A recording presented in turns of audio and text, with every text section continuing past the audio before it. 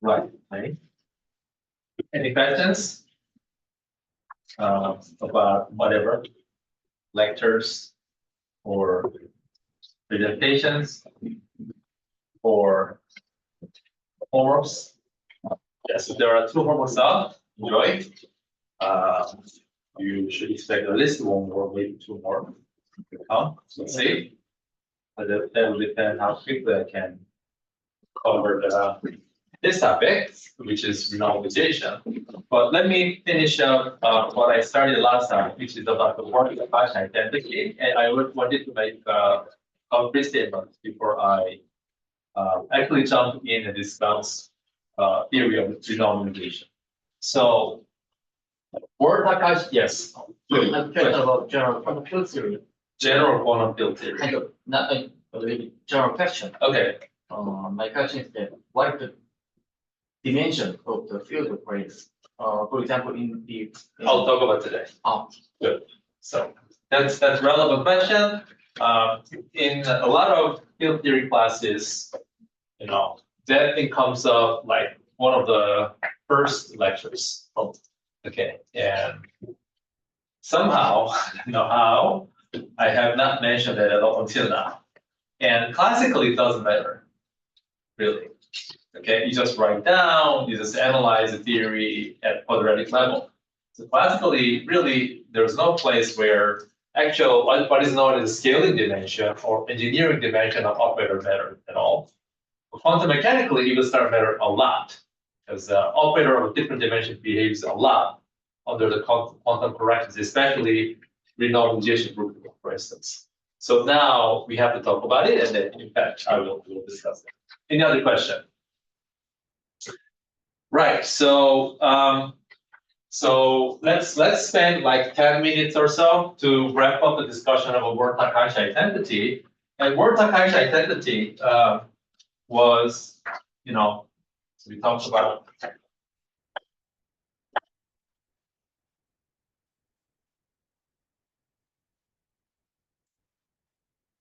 And this was the same one once again about the symmetry, implication of symmetry, global symmetry of the correlation functions. So in particular, here we assume that there's a QLT, say with a continuous lower symmetry, which means that there exists a lower current. And depending on the nature of the symmetry, there can be some index. If it is a non-abelian, there can be a couple of several generators or a current. And then the statement was, so if I look at the correlation function versus say intrinsically, I was interested in looking at correlation function of some product of an operator, charged operator, under this global symmetry, and then if I look at, or if I ask the question of this, then we say that when the position of this symmetry current does not overlap with one of the insertion points of a charged operator, nothing happens. You get quantum mechanical version of conservation equation. But when it coincides, this point when it coincides with this, then this actually performs symmetry transformation of that operator. So this sum over 1 to entire set of insertion. So if I insert the n number of operators, then I have a symmetry transformation of this guy, x, and then there is a rest.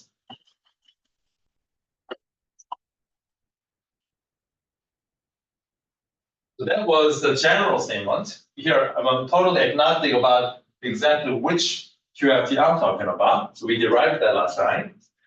Then we start looking at the QED example where I guess historically, really, this person applied this reasoning into the question of the QED. So eventually, we will spend a lot of time studying renormalization of QED.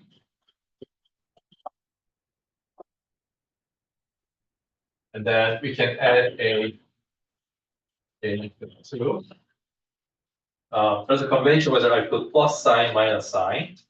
And then we wrote down so then I mentioned the gauge symmetry, and then there's one of the lower symmetry, which was the back-like symmetry, under which this rotates like this, and then this rotates oppositely, and then the gauge field doesn't transform at all. So here is my lower symmetry, and then I say that this is a back-like in the sense that for every, say, plus charge state, I have the same amount of opposite charge state. Therefore, this ensures that the measure, as we needed, in fact, is invariant. Remember, this was one of the conditions we needed to derive this Ward-Takahashi identity, or word identity in short. And I also mentioned that when that is not the case, on the right-hand side, there will be additional term to capture the anomaly. It's called the anomalous word identity. But anyway, so that's a more advanced topic that we don't have time to cover here. So in this case, we wrote down Ward-Takahashi identity. For instance, if I consider 2-point function, so from now on, let me drop time ordering and so on and so forth. Let me just write just like so. Okay, so from now on, let me just use the simplified notation, and hopefully you understand what I mean, right? So this means time order vacuum expectation value in, as there was a question, in the full interacting vacuum. Okay, so I'm being sloppy here in terms of notation, but not in terms of notation. So let's write down the Ward-Takahashi identity for this. And that was big. So if I write down this, J mu of x psi x1 psi x2, that was equal to delta. First, when this coincided with x1, x minus x1, 1, there's 4. Variation of this guy, but stripping out I times parameter factor, that's literally itself. Good, done. And then the second point, when this one coincides with x2 instead, let me just use here. Let me use it here instead. Say for space a little bit. Then what? Again, now I have to vary this guy, but that guy varied with the minus sign. So there's a relative minus sign, and then the same thing. Good. So that was Ward-Takahashi identity we wrote down last time. Now, what I want to do is, what does this mean? Okay, this is cool expression. I mean, even without, digging to very far, you can at least see this equation as a constraint equation on a correlation function which has 3 operators inserted, and then another correlation function which has only 2 operators inserted. Okay, a priori, at least naively, you should expect. I mean, you would not expect that. Well, how come this will have anything to do with this correlation function generically? But there's a symmetry, therefore there's extra selection rules, and so it says that this must be related by this particular relation. Okay, so that's what this Ward-Takahashi identity tells you. Okay, so therefore generically, whenever you have a symmetry, you should get a selection rule. Now, in order to really appreciate the meaning of that, we're going to do some Fourier transform. Okay, so let's do some Fourier transform. What do I mean by that? So we're going to do it. We're going to do Fourier transform. First of all, let's do the Fourier transform of the 2-point function.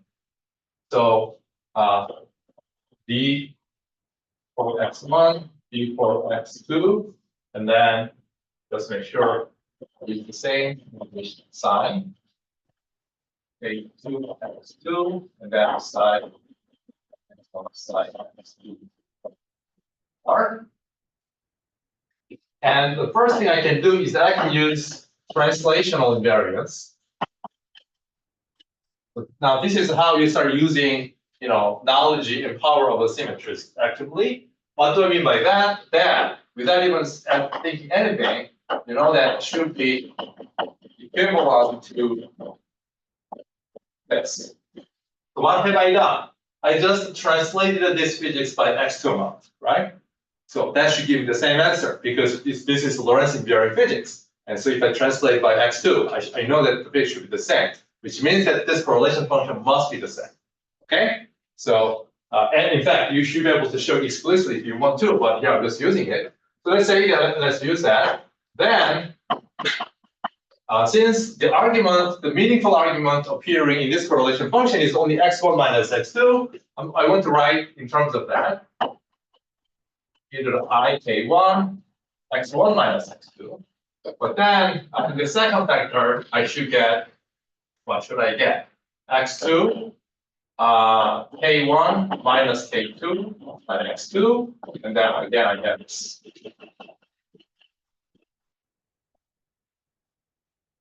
Okay.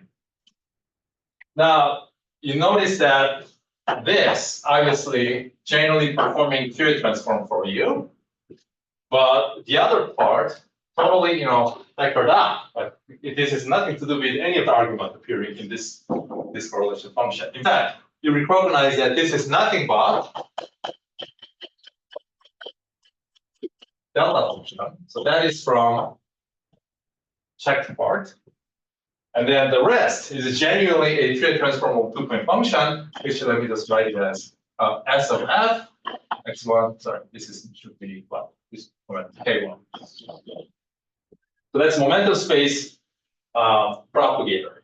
So since I'm looking at the time ordered vacuum expectation value, in fact, this is Feynman propagator for Fermion. Okay, so that's the Fourier transform. And in order to really understand, move this thing, everything into the momentum space, I also have to do Fourier transform for this guy. So for that, let me just quote answer. So you should be able to do it. It's basically the same trick, nothing new.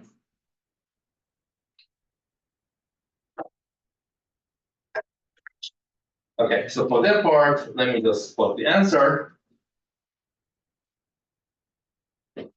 So if you equal x equal x1 equal x2, good. So that's the start. E to the I theta x, e to the I k1 dot x1, e to the minus I k3 dot x2. So I'm just literally doing Fourier transform x. This, okay, so I'm literally doing that. You might say this looks different. Same for me. Okay. And so if you do it again using the translation invariance, move by x2, blah blah. The final answer should look like alpha 4. Now p minus k1 minus k2. You'd expect, and then you will have a Fourier transform of the two object. So let me just say what might be the best way to go about.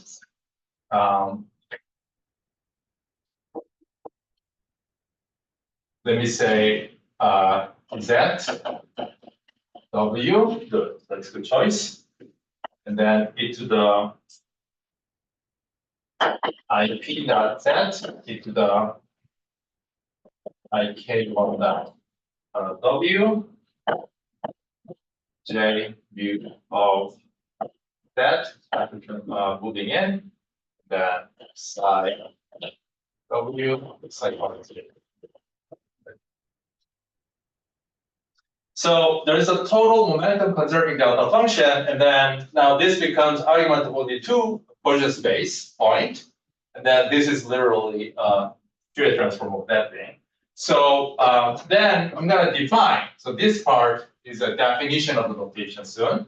So what's the picture here? Before that, let me here discuss what is the picture for this. This is like, okay, there's something coming in and something coming out. So this is propagator. And then in general, a lot of things can happen in the middle.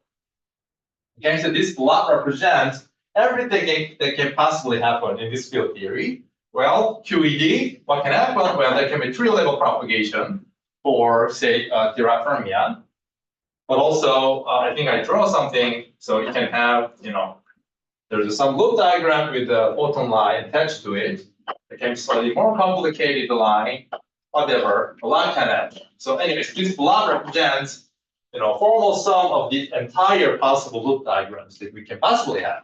So these you can think of as, if you wish, quantum corrections to naive tree level propagator, as we will study soon.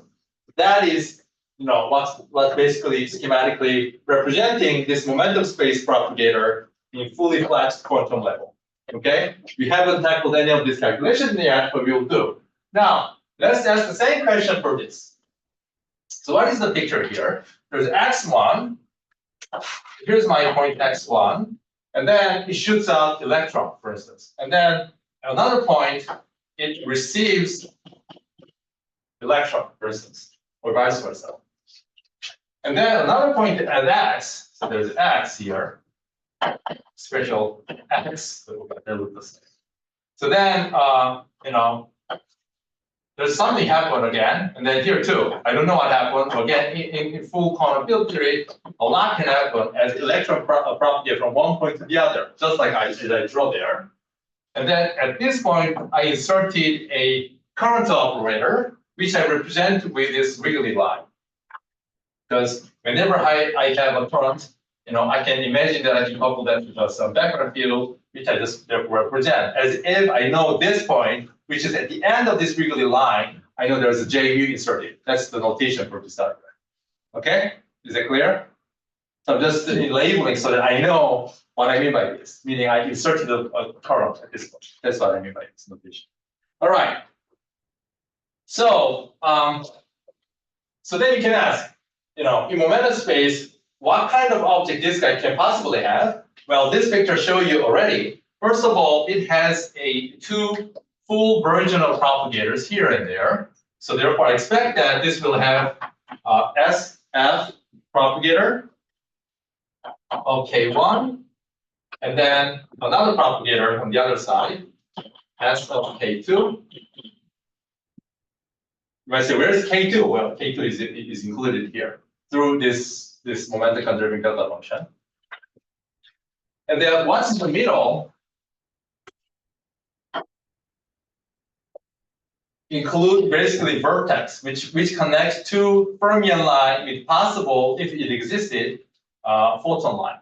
Okay, so it's a vertex. So that vertex I will label, or I will write it as gamma mu. Remember, this is J mu part, the gamma mu, which will be function of K1, K2.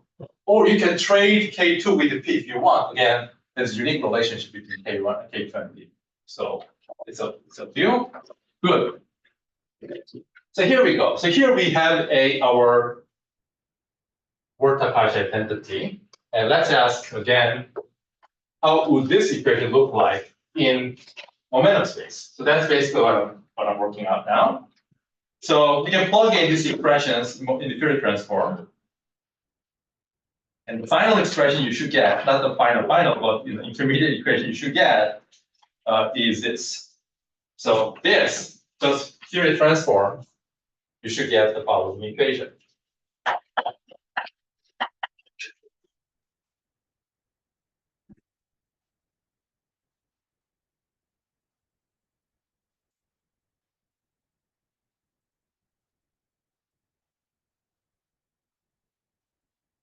There's a difference between the two propagators.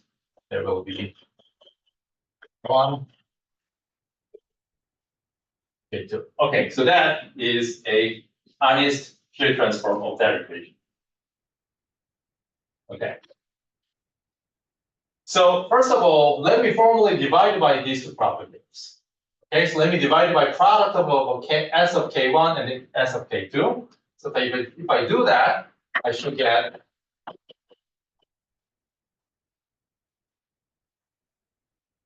this, and then on the other side of it, I should get inverse of K2, inverse of K1. This is really product in inverse matrix. Remember, this has a propagator, a numerator, which is a projection operator on the part of the side, right? So really, I'm multiplying by inverse matrix of that thing. Good, we are almost there, and this is very tempting. So let's divide by this momentum. So not schematically, not schematically actually. This is not actually really schematics. I times gamma mu of K1, K2, and then this is what we put, and then K2, K1. Well, let me be careful with the sign because I want to do K2 minus K1. Well, you understand because I have this index, so each index matches actually. So nothing is really schematic here. And then there's minus, and then I'm gonna take a limit where K2 approaches K1. So here on this side too, I'm gonna take a limit K2 approaches K1. So far this is literally that. Here I'm just taking some limiting process. Basically, what does that mean to take a limit where momentum of K2 coincides with K1? Well, you should look at this diagram. So I'm going to shoot something with a K1 here, and then I'm going to get out with K2, right? So taking a limit where K2 approaches K1 means I'm going to look at the static limit. Meaning no momentum is actually injected into a photon line. So I'm going to take static limit, and then I want to probe momentum independent strength of this vertex. Okay, so that's what that limit means. So therefore, this equation eventually turns into the following, and then I can state what I want to say.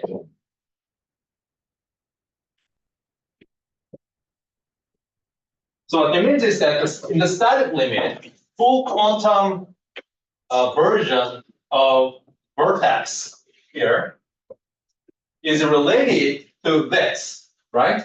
So, I mean, you can write this as minus derivative reduced to k, and then S inverse of k. Okay, so that's basically master formula. This is an essence of Ward-Takahashi identity. All right, so this is very abstract equation. What does that physically mean? So in order to understand the physical meaning of this equation, now we have to look into this a little bit further.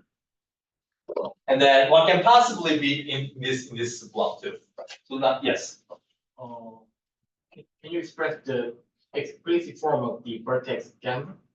It is the explicit form of, so the divided by S of K1 and S of K2, but over the above vector integration. That's right. You can find the that's formal definition.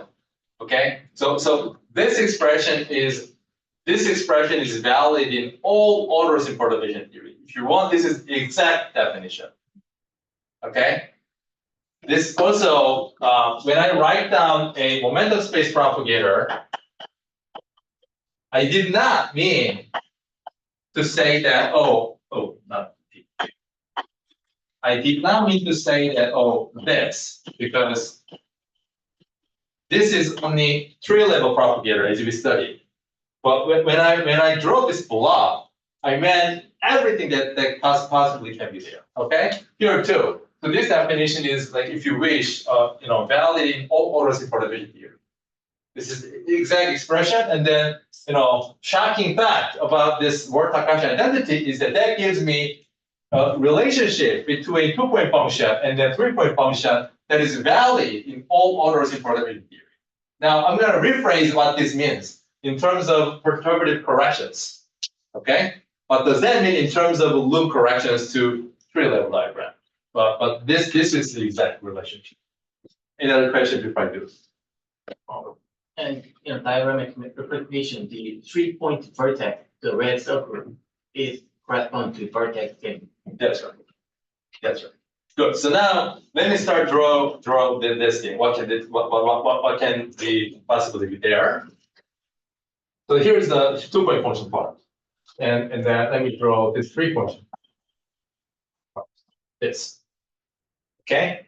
So at 3 level, what do we have? 3 level, we have this literal this interaction. Okay. And where they come from, remember, we had this interaction, I gamma mu, psi, A mu. So there's an interaction between A and 2 fermion, and this is what it is. Okay?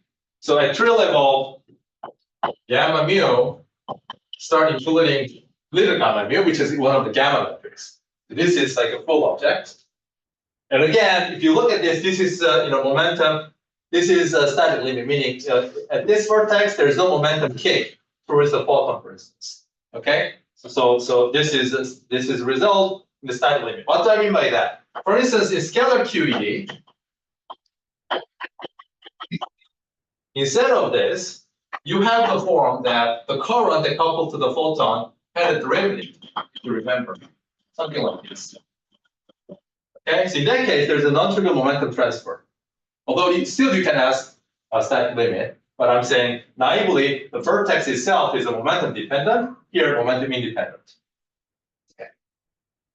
What about the possible quantum corrections? Well, let's just look at it.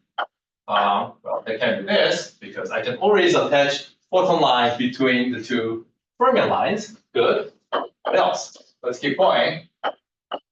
I can ask something like that and keep going. There can be many diagrams, crazy diagrams.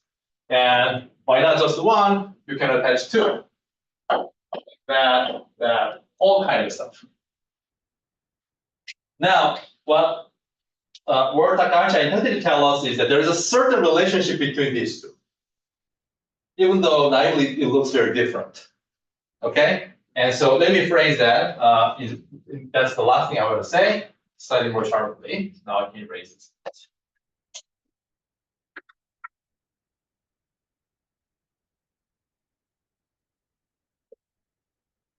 So basically what I need to understand is this makes sense because this is literally sum of this, that, right? So that makes sense. But so at least you understand what this object actually is. When I say what this is, that's confusing. Okay, so that's confusing. And let me say, let me give you description, simplified description, how you might be thinking about S inverse and taking derivative. What does that even mean? So in order to do that, let's understand the following. So here is S. Okay, and tree level is that, which we know is fermion. We know the bare propagator of that sort. And so I can just write it as this way. Let me drop the IE2 prescription for now. And then there can be everything possible. And then I'm gonna call everything that is possible to be this notation. So there's something inside, and then there's everything that's possible. I'm gonna call 1pi. 1pi in short means that one particle I, irreducible. So what I mean by that is that what can go into this circle part is what is known as a one particle irreducible divergence. What does that mean? That's easy to understand. So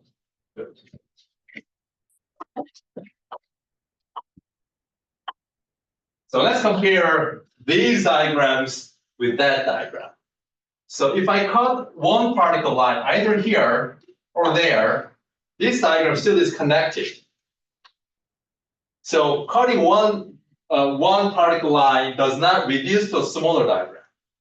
But this diagram, if I cut it, it reduces to two diagrams.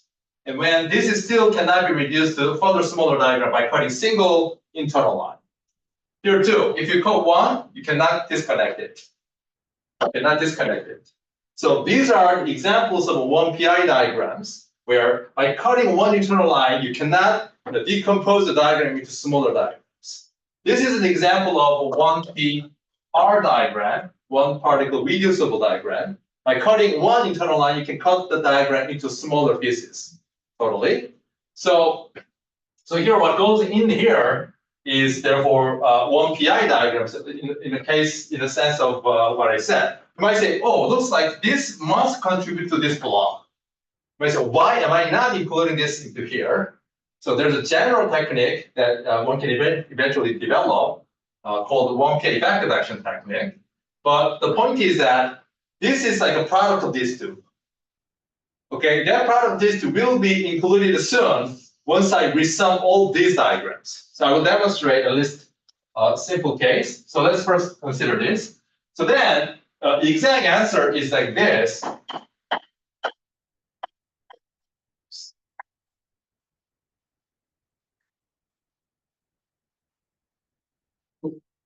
There's something there.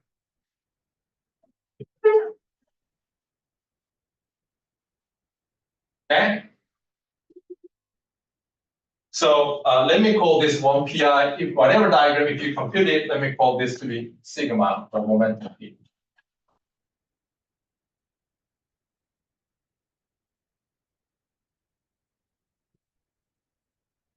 Keep debating how much I covered this part, but this is usually useful eventually for their normalization. Okay. It's so good. These should be amputated. So the question is, what exactly one PI? So one PI diagram does not include external propagator. Okay, so external legs are amputated. It's called amputation. Amputation is the set word, cutting your arms and legs. Okay, it's a horrendous word, but in diagram we do it pleasantly. So we cut it. Also, this does not include any of the external legs. Here too, amputation, but nevertheless, even with amputation, if I cut internal line, that's why I kept saying internal line, not external line. Still, you can reduce this down to the smaller one. So you see, this is literally product of these two. And you can have another one PR diagram, for instance, this with this. Now this will be a product of this and that. So if you somehow resum this, meaning by resum, meaning include the entire product of it, as you see here. Now this is the product of this too. So if you included here one of that thing, this will definitely include the lower diagram that I claim not to include because that's redundant. Good. So therefore, formally, what do I have? So first of all, I have p slave minus m, but that's the leading term. The second term is minus n, and then there's a sigma, and then going out propagator. And then the third term is 1 over p slash minus m, sigma, p slash minus m, sigma, p slash minus m. You keep going, like so, right? So this can be rearranged. If I pull out this leading factor, then it will become 1 plus sigma times I over p slash minus m, and then the powers of that. Square, cube, and so on. Okay. There's a deep lesson actually, even in this formula. So let me point it out. So suppose you wanted to compute only the one loop corrections to the propagator. Suppose, okay, you just learned how to compute the loop diagram, which you haven't, which we will discuss. But suppose you somehow learned that, and then you wanted to include one loop corrections to the propagator. Naively, the way you would do is that I'm just gonna add this thing to that, right? So then naively, instead of doing what I'm doing here, let me erase this. There's a massive formula I want to keep. That is that. Oh, this is iPad. I can cut and move, but I can't. Yeah. So then, before I finish this calculation, let me mention what could possibly go wrong if I do my perturbation theory as just like this. There's literally some one loop corrections to that, which is 1 plus sigma p I space minus n. Okay, so that looks like a good thing to do. But here I suggest you have to resum the entire thing, even if, for instance, one PI include only a single diagram like this. Okay? So suppose I want to do the renormalization only at the one loop level. You might say, oh, I don't know what renormalization is. Renormalization is making sense of loop diagrams. Let me say that for now. We will sharpen out step by step. Suppose we want to make sense of this single diagram. Forget the rest. Okay. You might say, I will just add up like so. But I'm claiming that that's not the right way of doing it. You still have to resum entire diagram of this form that I'm drawing here. The reason is here. The reason is the following. So naively, this sigma object, which is like a computing this diagram, which we will do, at least goes like 2 powers in G squared. Okay? 2 powers in G, no, 2 powers in G, so it's G squared. Okay? And then, there's a loop factor, as you will see, this is some 16 pi square, some crazy infinity, blah, blah, which will make sense eventually. It goes like something like this.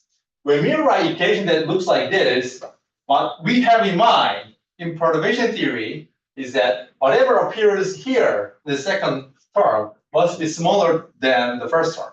So that's what I mean by perturbation theory. So the biggest the guy, smaller, smaller, smaller. So we can add term by term as a small correction to a previous calculation. So naively, this is convincing. Okay, coupling constant is small. Also, there's divided by almost 100 factor of 100. Looks like, cool, this is very small, so we should be able to do it. The problem is, so therefore you view this as a parametric separation. Okay, this is a parametric separation, meaning it's small because it's smallness of the parameter. This is a parametric separation. However, let's consider this thing at own shell. Okay, I'm gonna pick a momentum which is close to M. Because in order to make sense of this thing, this equation should be sensible for any choice of momentum. Because I'm going to use this for every kind of purposes. But as I go to our shell point, this thing blows up. Okay? So in other words, there is a point where you get kinematic enhancement. So kinematically, this factor becomes big. So it's not clear whether parametric separation wins or kinematic enhancement wins. So therefore, in that sense, the technical term is that whenever you see that kind of issue, there's a competition between parametric separation versus some sort of kinematic enhancement, either this way or in other contexts, it is called a large log. That you have to resum. You have to sum up the entire thing like this. So we'll see why this is good, but let's first do it. So formally, by formally I mean assuming this thing has a real part which is less than 1. So I mean within the radius of convergence, if you care that. So then I can resum this. So that will look like this is 1. So what I'm saying here is that if you have this is 1 over 1 minus x, provided this is right. Let's do it. And so 1 minus x. X is this sigma.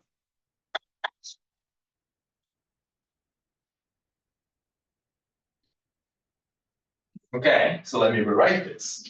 That becomes p slash minus m, and then minus I sigma. This is resummed propagator. So basically what's happening here is that this may not be true because of this sort of issue. And what do? You go to the momentum space in complex plane where this is true. You resum it. And then you analytically continue to regime where this may not be true. Okay, so there's a mathematical statement. Okay? You show the analysis continuation. So I said 2 things. First, you start with the P such that this is good condition. Large P is far from the end. Yes. So P slash minus M is big. Then you resum. Okay? You have a function which is almost analytic function of P. I said almost analytic function of P because you're going to get a lot of non-analytic this year. So metamorphic function of P. Whatever. Okay? We are physicists. So then you freely explore the regime that is close to the off-shell part, which we will study eventually.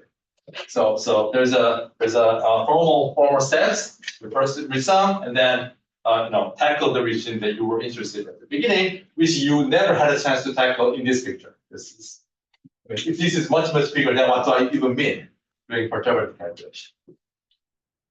Okay, so good. So what I discussed here is one of the important essence of renormalization eventually. But for now, let's come back to this equation.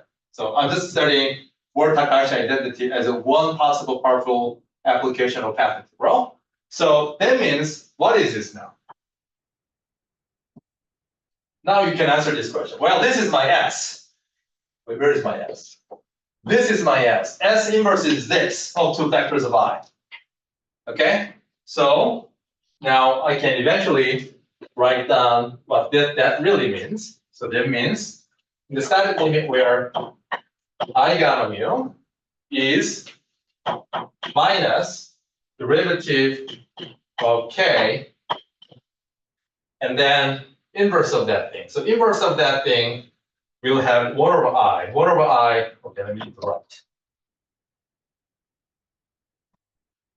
Minus 1 over I, which is known as I, I think. So that is K slash minus M minus I of sigma. Maybe I'm off by factor of I. Why? Why am I off by factor of I? Just because. I think if you define minus I, everything drops out, you will not have this. Okay, but it's okay because let me just recall this to be my sigma if you want, whatever, to be not I.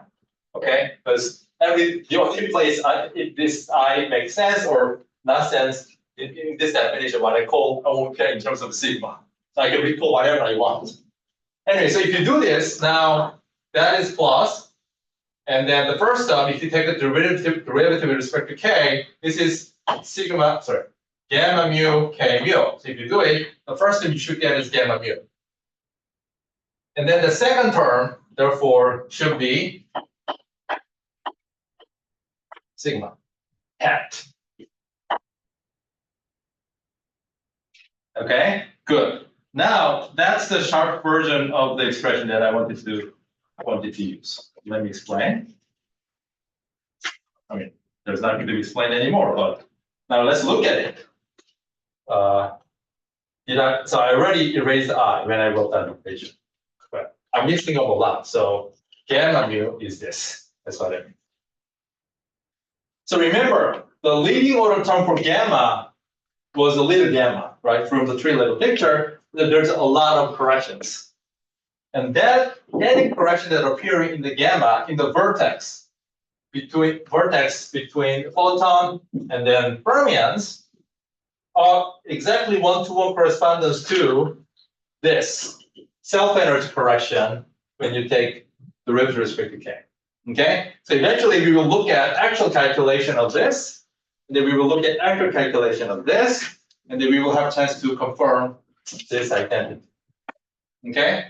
But then if you actually compute this, which you have to encounter 65 squared, 3, 4, 2 factorial, blah, blah, blah, you will be amazed to see, oh, all of a sudden this is the same as that. You might say, wow, where did that come from? Okay? But I'm saying even before digging into that, surprise, there is this relation which is valid in all orders in perturbation theory. So we already know it should happen. Okay? So that's what I was to say. Now I'm moving on to the normalization. So questions?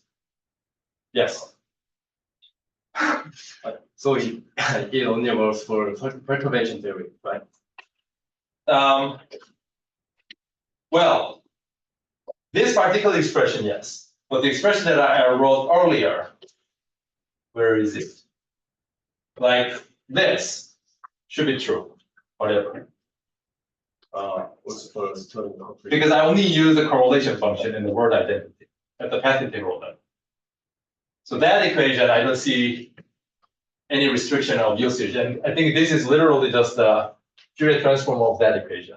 So this I see, to be should be good. When I write this, I already had in mind some version of perturbation theory resummation and so on. The first, so therefore I would say, yes, this is the perturbation theory expression. To me, this is just true, whatever. Propagator between the one-plane diagram is an internal line. Yes. How can you say that it is a particular momentum P? Okay, because I'm sending P by momentum conservation, every internal line has the same P. Because there is no spreading of momentum into any other lines. Did that answer you? Good. Yes. Well, this might be some different question, but what bad thing happened if we consider momentum popular? I mean, the scalar field has a partially high. Well, bad thing happens. Yes. Um, You have just ignored them. I can give you a general answer. I cannot give you a specific answer in the sense I cannot write down an expression that looks like this, but I can give you a general answer. So given that, so we say you study the scalar QED. Now there's a momentum dependent interaction. Then still you can find the global symmetry that acts on the scalars but does not act on the engaging field, which for instance can be literally rotating the scalar field by phase, which is a good U1 symmetry. Then from that you can write down Ward-Takahashi identity for it. Right? So in particular, you can write down Ward-Takahashi identity for 2-point function of the scalar field. So therefore there will be on the left hand side, you will have a derivative acting on current phi dagger phi or phi dagger. On the right hand side, you will have delta function and then phi dagger minus delta function phi dagger. Up to that point, it looks exactly the same. So then you can again write down this in the momentum space. Up to that point, it's exactly the same. And perhaps this set, there might be subtlety, because when you want to try to take this aesthetically, because that makes sense or not, you can ask that question. But at least up to that point, to me, it's totally parallel. And you can look into this expression for that particular case, whether there's a subtlety because of that. Yeah. Any other question? It is not related to the main material, but you said that this procedure is called the resummation of large probability. Oh, I said that this is the resummation, and then this is the resummation of the propagator. When you have a similar situation like so, in other contexts, you might get something like log of S. Yeah. Okay. Yeah. In that case, if the log is threatening smallness of this thing, then again you have to resum this, and then resummed version is what's known as the renormalization group. Okay, good. Any other question? All right, so now we are actually jumping into renormalization. But a lot of this discussion actually happens also in the part of, not in the part, actually at the heart of the renormalization. But now we'll actually look into that computation something.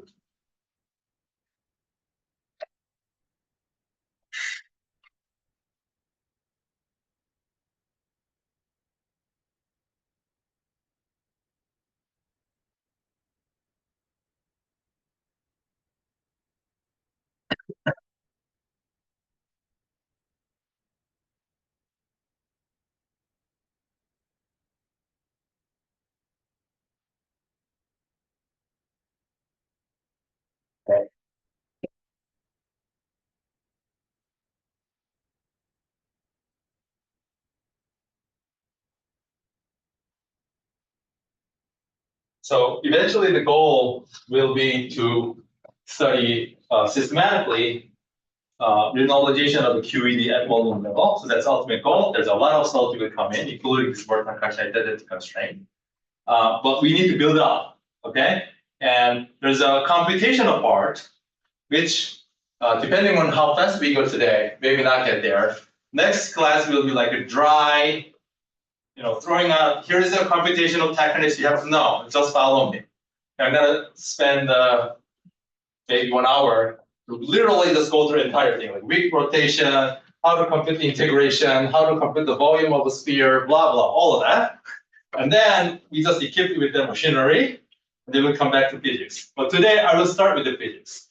Okay, otherwise you might say, okay, renormalization is a horrendous calculation. No, it's not. It's all about the very important and subtle concepts. So let's start with a simple case.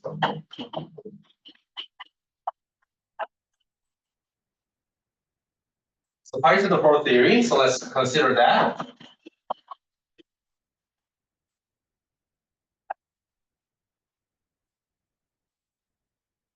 Okay. So suppose we consider pi goes to pi scatter process. Okay. So first at tree level, the diagram is this. Okay. Is it complex or real scala? Real. Real. Real. Yeah. For now, it's real. So we want to get rid of the entire subtlety other than the subtlety coming from loop diagrams. I'm just gonna get rid of everything. So at tree level, you get this, and then previously we used this thing to be amplitude in the Coleman's notation, I times A. Often I use Fi to say that it goes from initial I to the final F. Now, Schwartz book uses M instead.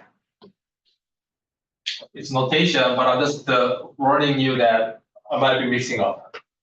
So do you like to see mixing up, or do you want to see the switching?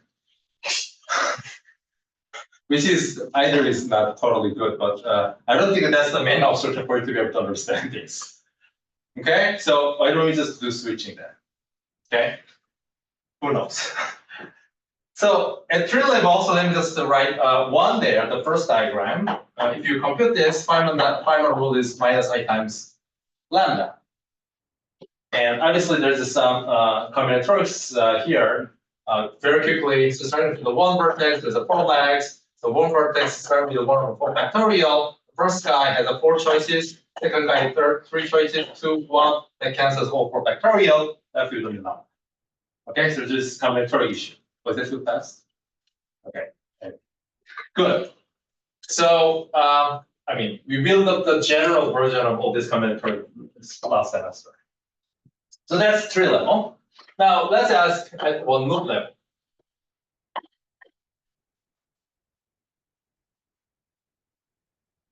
So here, loop expansion. So now we're talking about one loop and then 2 loop and so on and so forth. Loop expansion is almost same as perturbative expansion, by which I mean there's a big guy, small, smaller, even smaller, and so on and so forth. Eventually, there can be a technique to develop to rigorously connect the relation between the loop expansion and then the perturbative expansion. It's called the loop counting parameter. But for now, say I don't know all that high tech. Let me just draw a diagram and compute this. So let's call that to be M2. Already M2. So loop diagram has this. Here's a 1 lambda, another lambda inserted. In principle, so that is if you call a S channel diagram, there can be P channel diagram, like so. Okay, so 2 guys coming in, there's a subnet momentum flow that way, P channel. And then there's also U channel diagram. So basically just crossing the external legs. That's not 2 loop. Okay. I'm being careful. So that's 1 loop, just crossing. Let's just focus on, for now,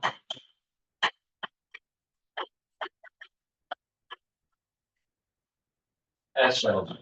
Okay. And again, the whole point is to just understand subtlety that comes from this. Okay. And how to think about physics system. And just to say on side, you might say, oh, then am I get consistent amplitude? So this is just a side comment.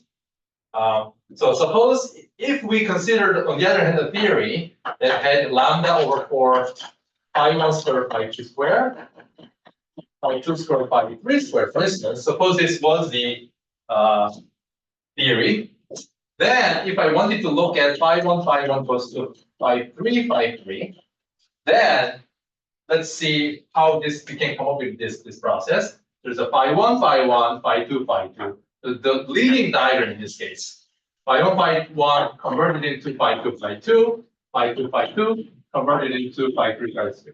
So in this particular theory, for instance, it is only this S-channel diagram that contributes to this process, for instance, among the loop diagrams. But also, this is the leading diagram that contributes to this, because there's no phi 1 to the force that I draw here. So I made this side comment following Schwartz to say that let's just focus on S-channel diagram and dropping the rest. Okay, good. So I then promised that I'm going to mention something about the scaling dimension, engineering dimensions when you do it. There's this concept of scaling or engineering, although these two can be different. Oh, let me just say scaling, so that I don't want to confuse you. Scaling, in this case, mass.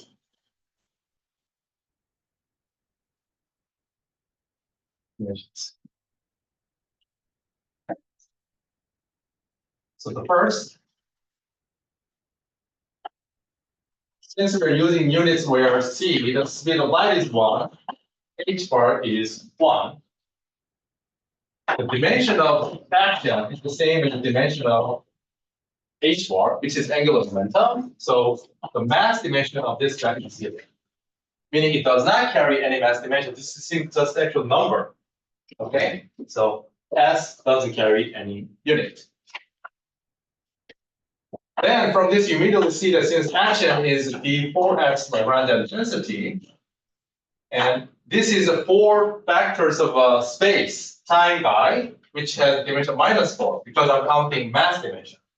And then X has inverse mass dimension. Yes. So the reason of the mass dimension of the action equal to 0 is that the action should be the power of in the explanation. That's also related. So good. So in the path integral, action appears as that. Obviously, if we reinstall all the dimensions, it will be S over H hat.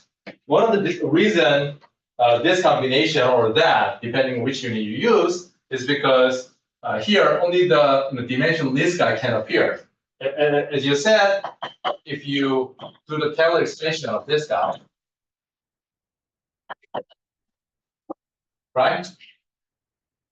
If this guy had a dimension, obviously this thing, it doesn't make any sense, right? Because I'm adding a term that has a totally different dimensions.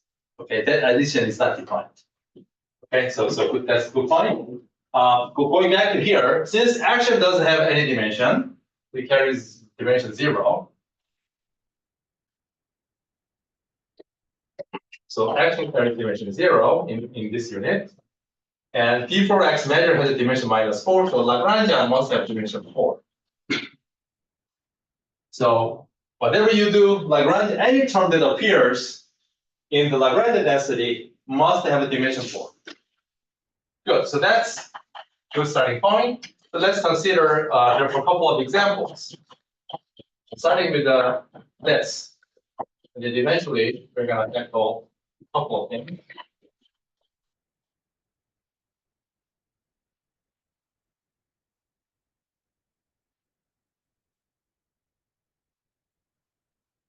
Okay, so let's look at this. So I know this guy must have dimension 4 now. And derivative, which is the same as the momentum. Now this is 2 derivatives, this is dimension 2. So the dimension of this scaling dimension of the scalar field phi, which let me use this notation again, is therefore in this case 4 - 2 divided by 2, which is 1. And if you're in general dimension, so let me just put D, say you are in the D dimension of space and time, then scaling dimension of scalar field is going to be this. right? So just subtract the two derivative because the kinetic term, meaning the base term, always comes with the two derivative, and then you divide by 2 because it's quadratic in phi. Okay. So with that, let's understand the rest then here. Again, the total is 4. This guy then provided dimension 3. So in this case, this coupling constant G has dimension 1, meaning this is not a number, right? This has a mass dimension. So it is in units of some mass parameter. What about this? So 5 to the 4 has a dimension 4 already. So that means this lambda carrying the coordinate interaction doesn't carry any dimension, at least at tree level. So it's a dimensionless coupling at tree level. But it can pick up a dimension because of the quantum corrections. It's called Renormalization dimension. Here, let's not worry about it. What about this guy? So that guy is 6, which means that here lambda tilde, for instance, has to have a dimension -2. Okay? So, for instance, that term, lambda tilde phi 6, can be written as some dimension full scale capital lambda square, and then dimensionless parameter phi 6. Here, again, dimension of lambda 0 tilde 0. Okay, so often people prefer to write things like this to say that, anyway, it's called a higher dimension operator, but we'll get there. Okay, let's continue with a little bit more with this dimension game.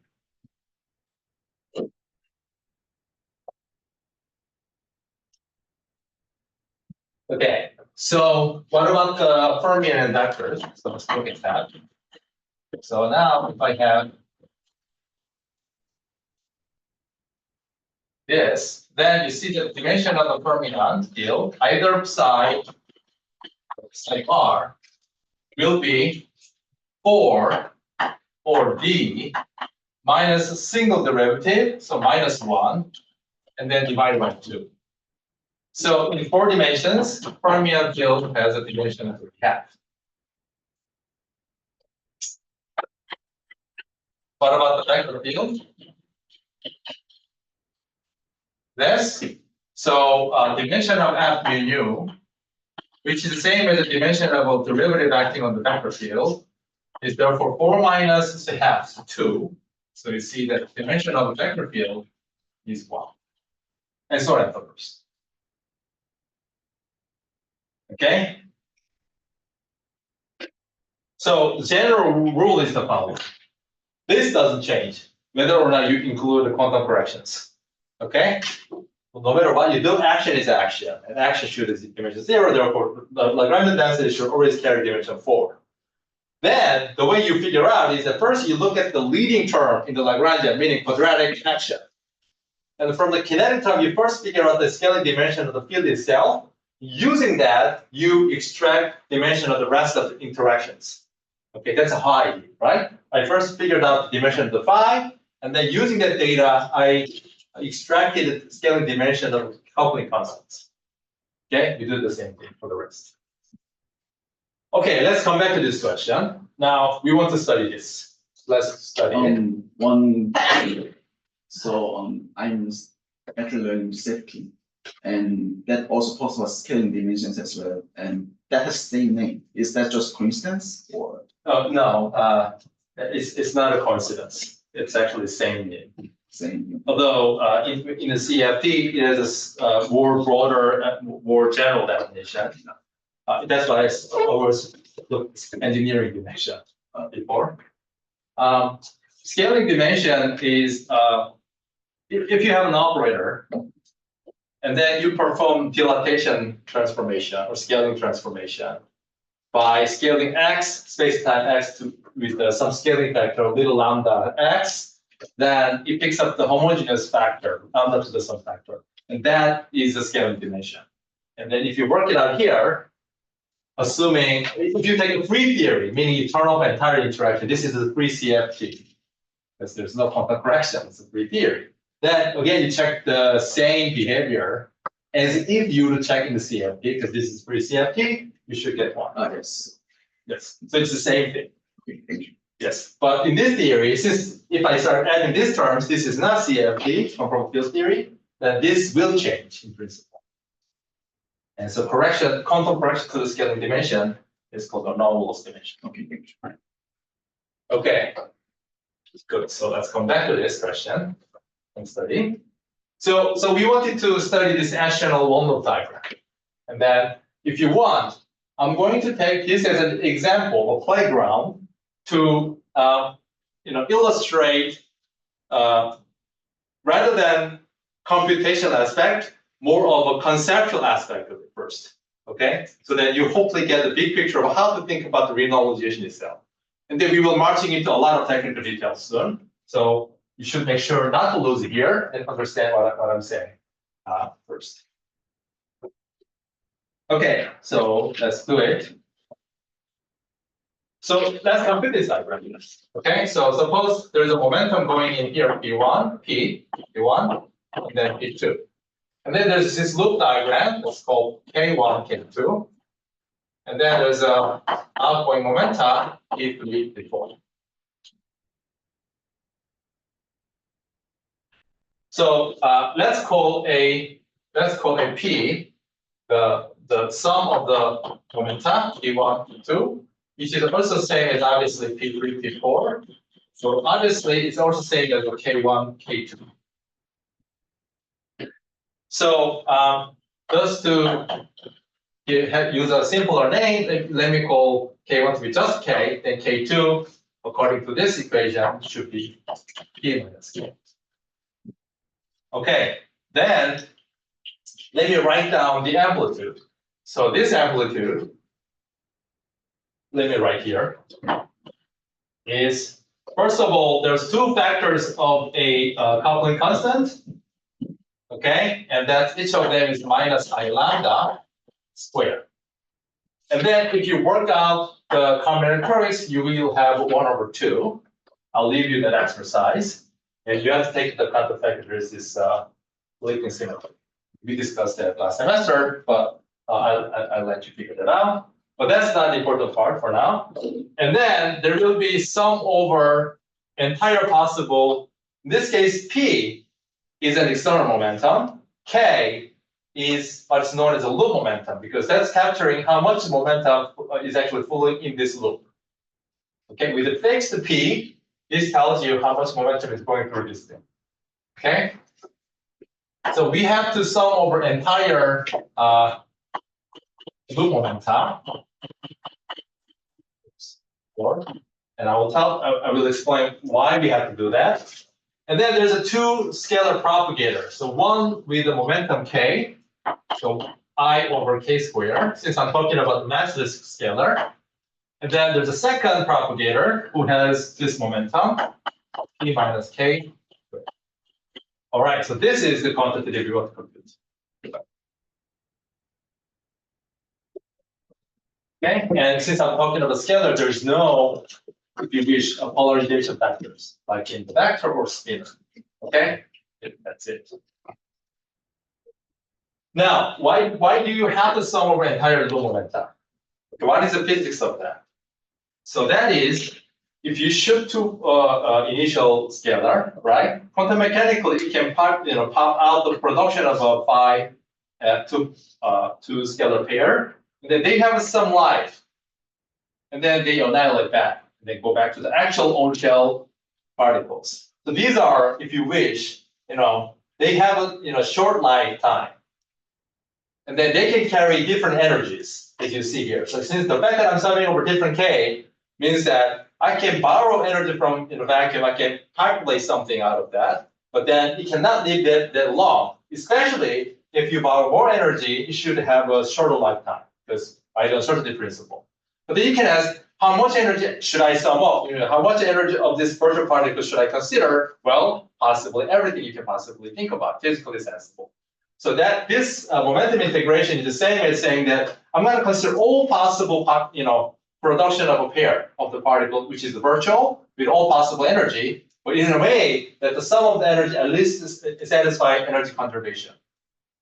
Okay, that's one way of thinking about it. Second way of thinking about it is that you're basically summing over entire possible sides of this loop. Meaning, when this happens, should this happen here or there or there? Okay, you're summing over entire possible sizes of the loop. And that is captured in momentum space by the summing over loop momentum. Okay, so quantum mechanically, you have to sum over entire possibility. All right, so this is the amplitude, and we want to compute. So let's point out a couple of things.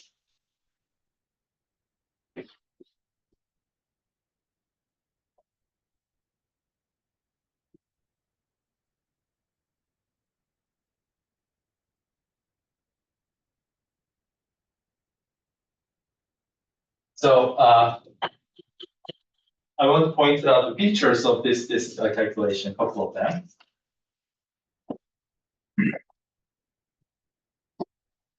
So first, M2, the loop correction, is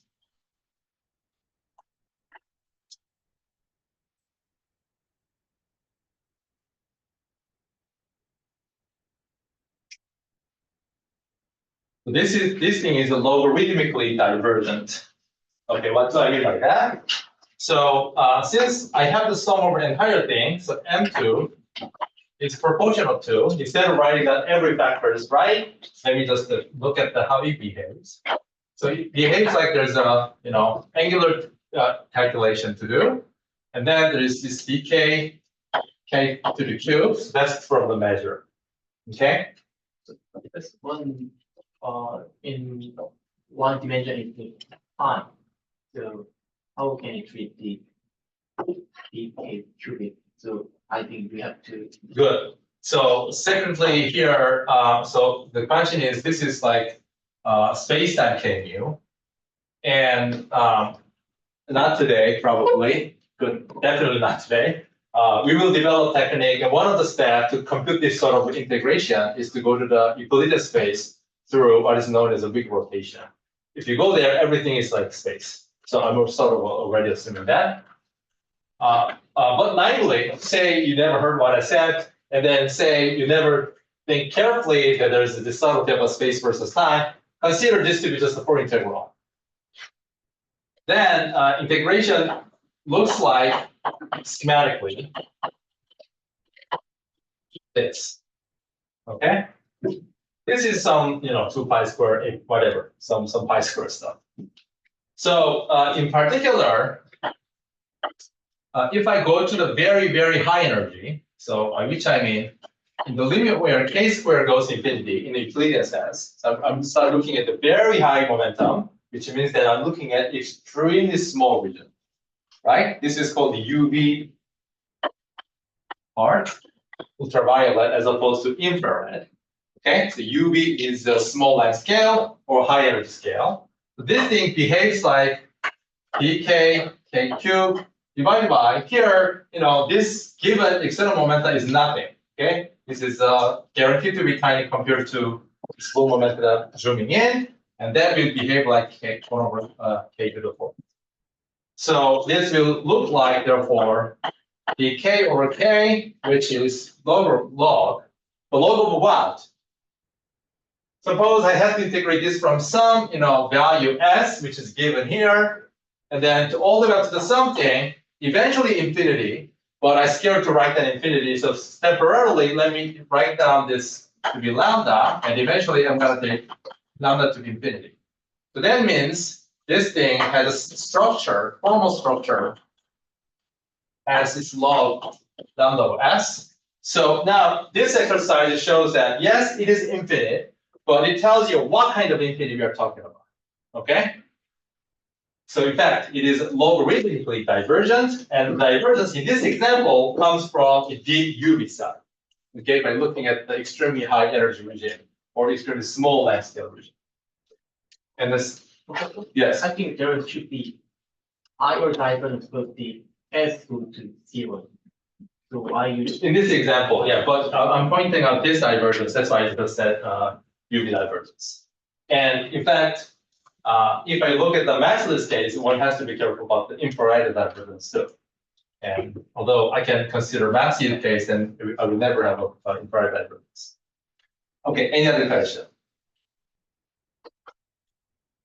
Good. So the first thing I want to say is that, okay, before even we look at carefully about what this is, oh shit, right? There's UV divergence. Okay. And the second comment is that one is expected.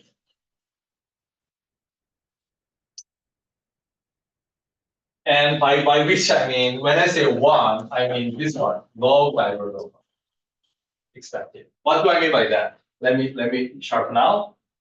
Suppose I knew that this M2, meaning one loop corrections to that, is anyway divergent somehow. But what kind of divergent structure can you possibly expect for this quantity? Okay, so that's the question about this second bullet point.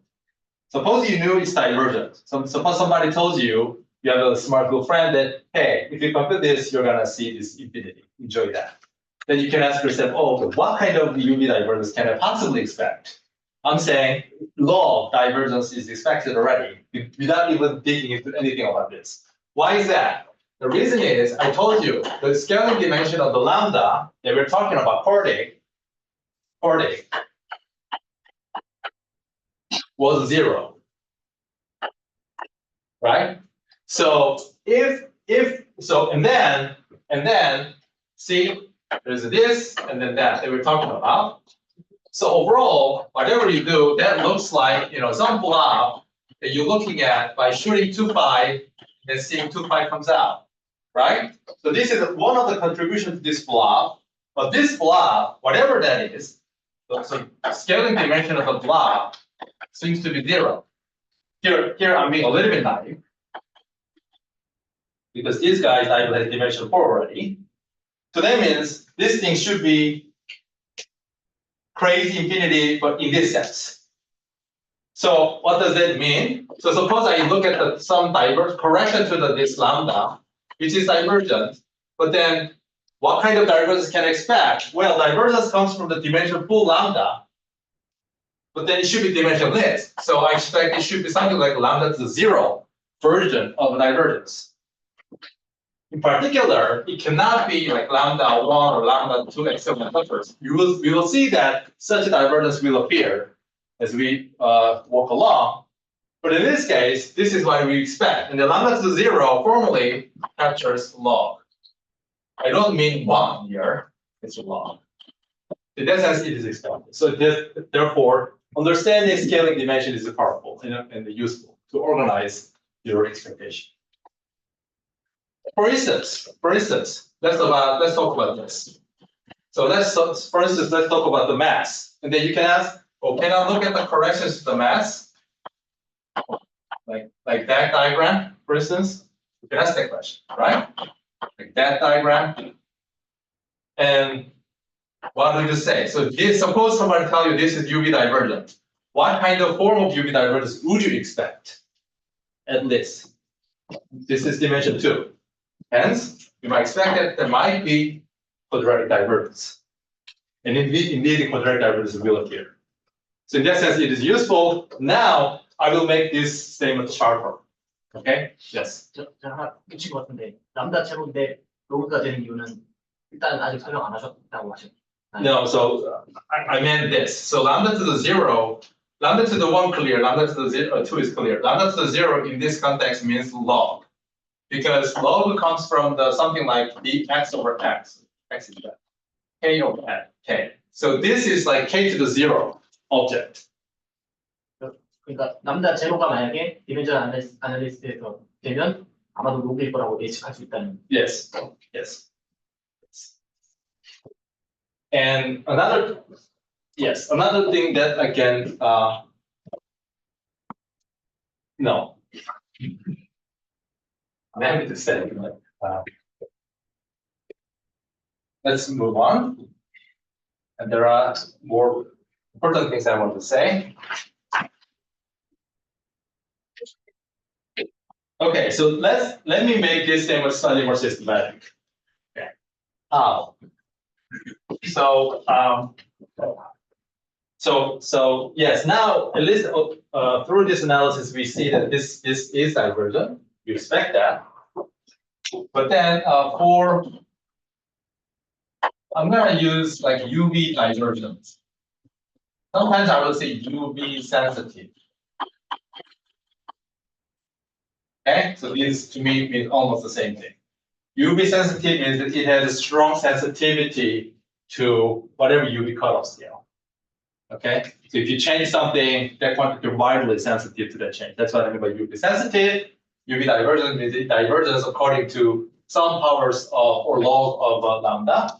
So for any UV divergence, say amplitude, suppose, okay, then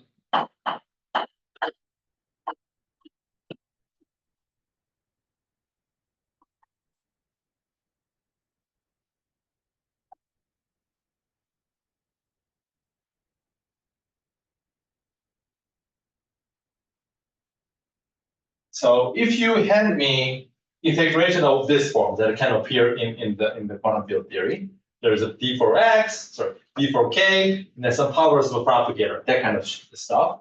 Okay, then you should be able to take a sufficient amount of a derivative with respect to here S means more generally external momenta. So by taking sufficient amount of derivative with respect to external momenta, you should always be able to render that thing to be UV finite. Okay, let's see what do I mean by this through the concrete example. So let's take that example. Why not? We have P for K, and then P K squared. And then there was a 1 over K. So when I say this, basically we just need to look at what happens to this, right? Because this thing is only this that has a external momentum dependency in it. Okay, so let's look at this, and P as different. Oh, I want to look at something that is the same. So let me. That makes me more comfortable. So P is the same as P. Let's do it.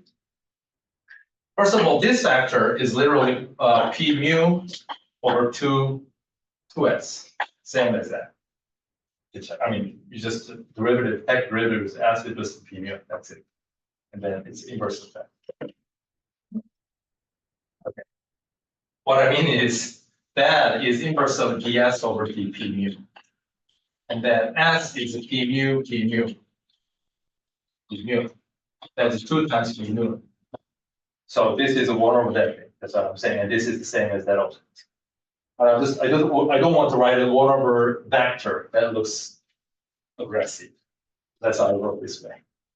But anyway, so the point is not that part. Let's look at this. And what is this? This is like minus P square of that thing, and then take a derivative of the thing, which is right. So you don't have to look very carefully these details. The point is this: we started out with the 1 over k squared term because I'm keeping track of dependence on the loop momenta that controls the UV sensitivity or divergence. After the derivative, this becomes 1 over k to the cube. So you lower the power in k more. And the reason why we had a divergence because, first of all, we had a 4th power in k, and then here we had a 4th power in k in denominator. So it's like 4 over 4. That's log. That's log. If we had 4th power, and then if we had, for instance, 2, we would expect quadratic divergence. It will behave like lambda squared. If we had a 4, and then we have a 3 there somehow, I don't know how to write it down because that's not it's possible for fermion. Then we expect it's a linearly divergent, goes like lambda to the 1. How can I possibly make this to be UV finite? Somehow I keep raising this power. As I go to the 5 now, it's a 4 over 5, and this is UV finite. So what I'm saying is the point is that, but if we take a derivative with respect to external momenta, it has an effect of raising powers in the denominator. So eventually, if you take enough sufficient amount of derivative with respect to external momenta, you will get enough power in the loop momenta in the integron. Eventually, you will get the finite answer. Is that clear? So you're expecting ms to be polynomial of s. Good. So that's what I'm getting. Yes, Yeah. that's the one of the key. Good. So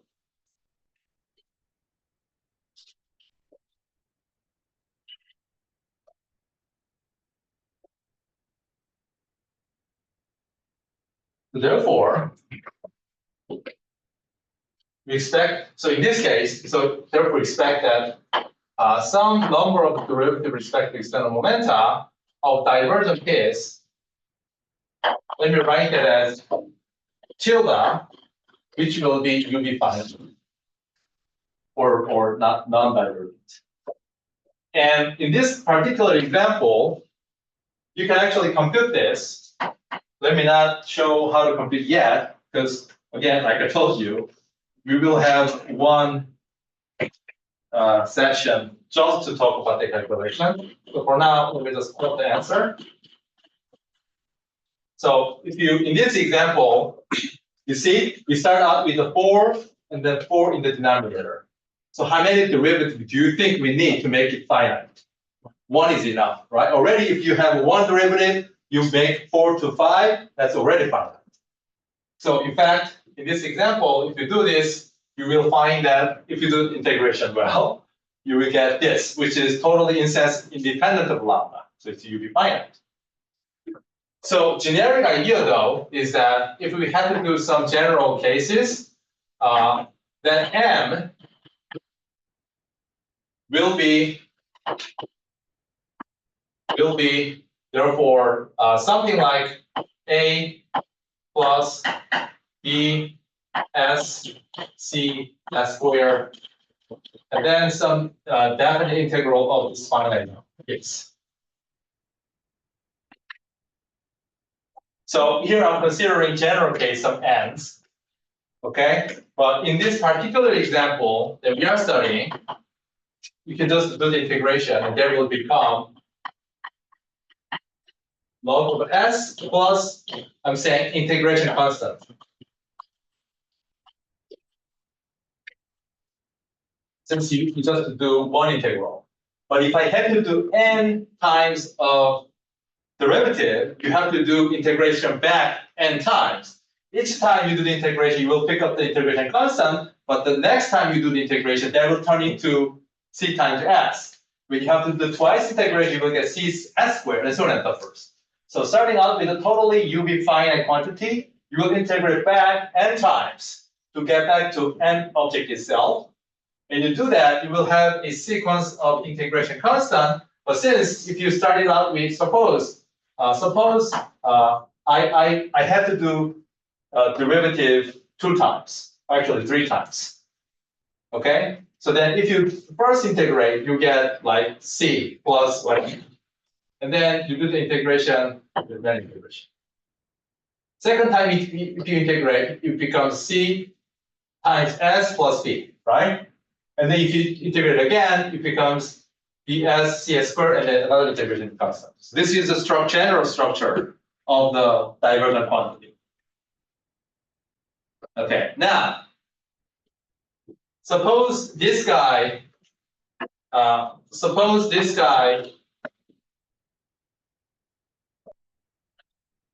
yes, this guy had a dimension 2. And then we will come back to this quantity soon. Suppose this guy had a dimension 2. Okay? And now this thing has an enormous amount of information. This is a generic technique. And then we will do actual calculation. So now, suppose you were computing something that has dimension 2. Now let's understand, what the actual structure of this quantity. First of all, this object was UV finite by construction. That's how we construct it, and then we just integrate it back. Okay. Now these quantities A, B, C, the coefficient C, they are actually UV sensitive or UV divergent. Because this is UV's divergence. This is finite. S is our finite number. Where would the UV sensitivity be? If we should be captured all these quantities, coefficient. Okay? So they are UV sensitive or UV divergent. So it looks like this is bad, this is good. However, there's another trait. These terms, A, B, C term, they are all polynomial. They are all polynomial in external momentum T or S. This particular expression that I'm writing down. Okay, so they're all polynomial function in S because they come from the integration constant and we just did finite integer amount of integration back. Okay, so they're polynomial in P, which means that they will appear in the position space. They will be local in space and time. Okay, so if you Fourier transform back polynomial function, they will all appear as a local function. Okay, so this is enormous information. What does that mean? Looks like generically, I have not even specified any theory yet. Okay, generically, if there's a UV divergent amplitude, entire UV divergent piece appear to be local in space and time. So entire UV divergence is local, which makes sense. Where the UV divergence come from? Because you look at the smaller thing in space and time, which corresponds to the high energy regime. So UV divergence is local, which is manifested in this prescription.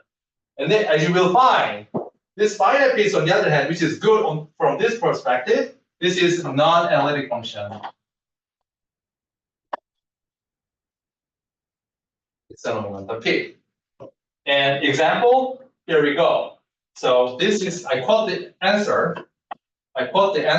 And you see here that actually the finite piece, UV insensitive piece, is actually non-analytic in S. Why that is non-analytic? Hopefully you already know. If not, because there's a log of S, and suppose I make S goes S to the 2 pi I. So I just literally rotate the 2 pi in the complex plane of S. So I expect I go back to myself. But if you do that, you get 2 pi I plus log of S. So this is not single valued. This is not a single valued function as a complex parameter of S. And whenever you have this multi-valuedness problem, you say that there's that branching point. In this case, branching point is at 0. So there's a singularity here.